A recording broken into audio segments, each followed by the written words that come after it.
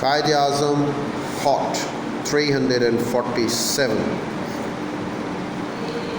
As regards the first point, he, Mr. Jinnah, protested that he had from the start dissented. He had always been sure that he was still sure that it would have not worked. I intervened the remark that our grievance was not so much substance of Mr. Jinnah's decision, but the fact that he had waited until the 11th hour to announce it. I reminded him that Sir Eric Meville and I had asked Mr. Liaquat Ali Khan in the very early days of June to persuade Mr. Jinnah to nominate Governor General of Pakistan as soon as possible, and that if he had said frankly and finally at that time he proposed to Governor General himself, a great deal of misunderstanding and trouble would have been saved.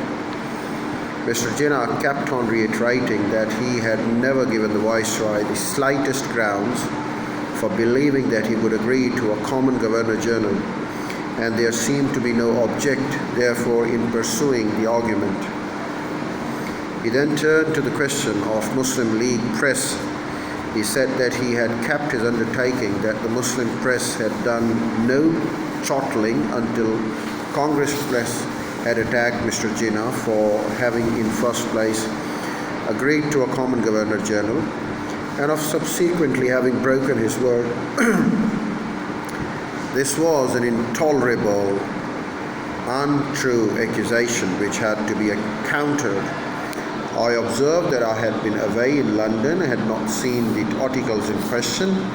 I was not therefore in a position to continue the argument.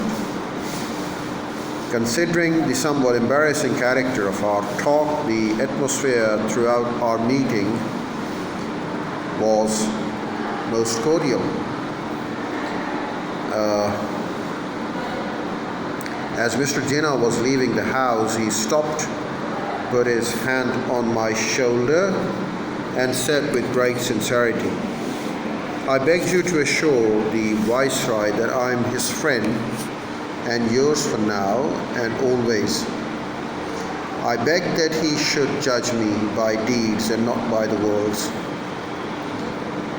So run some portions of the account of a great and momentous happening which troubled Mountbatten so profoundly that in the midst of all other terrible events then occurring in India, the Viceroy assigned his principal staff officer for straightening out issues of such great significance as the case of White and Zine.